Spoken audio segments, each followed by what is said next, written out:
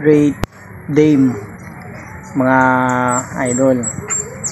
Ngayon may i-share ako mga idol kasi malaking tulong to, lalong lalo na sa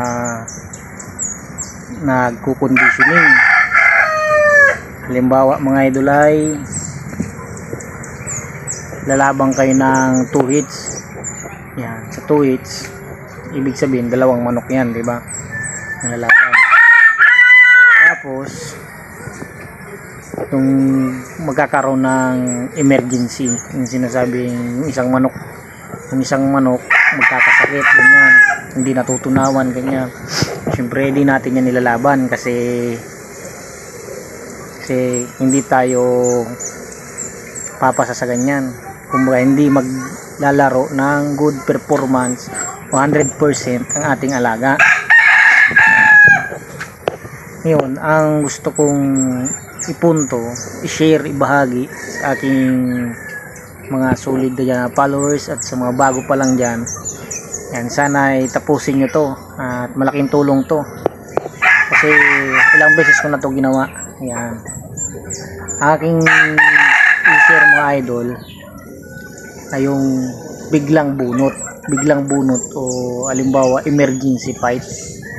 Ang halimbawa nga 3 days na lang, 3 days 4 days before fight, tapos yung isang manok niya tinamaan ng ng sakit, ganyan, sipon, alat, hindi natunawan, at kung ano pa,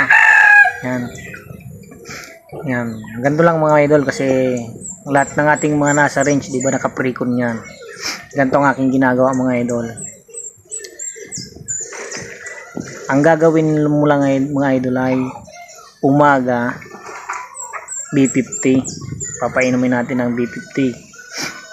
Yan, disclaimer lang mga idol, hindi ako nagpo-promote. Talagang ito lang aking ginagamit na produkto.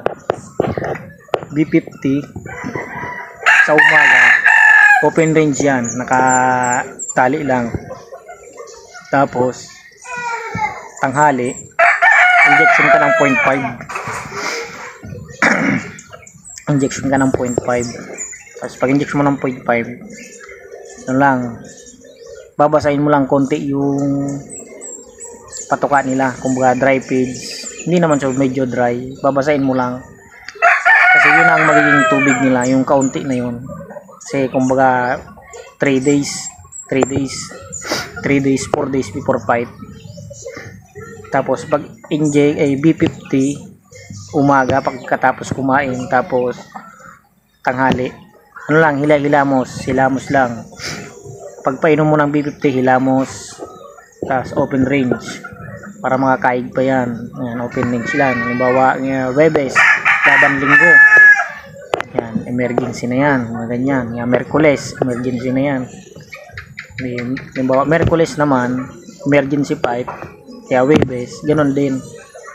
B50 sa umaga, sa tanghali hindi ka hilamos yan, di Webes yun. Pagdating ng Biyernes, karga ka ng Calvex sa umaga.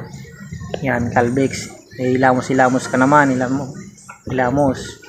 Kasi yun ang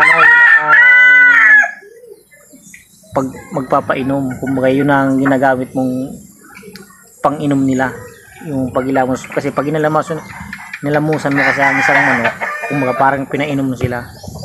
Yan, ganun lang, open range lang, wag nyung pagurin ng manok, yung pagurin kasi mag-short cutting yan pag pinapagod mo. Open range lang. Tapos di Webes, Biyernes, Webes na umaga B50, tanghali inject, lilamos, tapos pakain lang. Tapos Biyernes Calvex umaga, yan ang aking ginagamit. Tapos hapon bibigay ako dyan ng kung Ballflex kaya B12. Yan ang aking binibigay mga idol. Kasi kanya-kanya tayong conditioning. Yun lang sa akin, yun ang ginagamit ko. Tapos pagdating ng Sabado, nasa range lang yan, nasa range lang yan ha, nasa range, control na. Tapos Sabado ang ginagawa ko, bibigay ako niya ng half B50, yan, half B50. Tapos paiinumin ko siya ng sa umaga, paiinom siya ng 3 drops. Tapos pagkatapos ng 3 drops, ilamos, pagdating ng tanghali, keeping na yan. Keeping na yan hanggang linggo, hanggang fight. Yan. Tapos ang ginagawa ko naman mga idol, kasi maliit lang na paghahanda, bawal ma-stress ang ating alaga, yun ating unang nilalaban. Yan. Yan. Para makita nyo, i-follow niya ako, i-message niya ako sa aking Facebook page. Yan. Kaya Facebook account, para masend ko sa inyo kung sabi ko emergency fight. Yan. Sana ay may natutunan kayo mga idol, at paalam at God bless.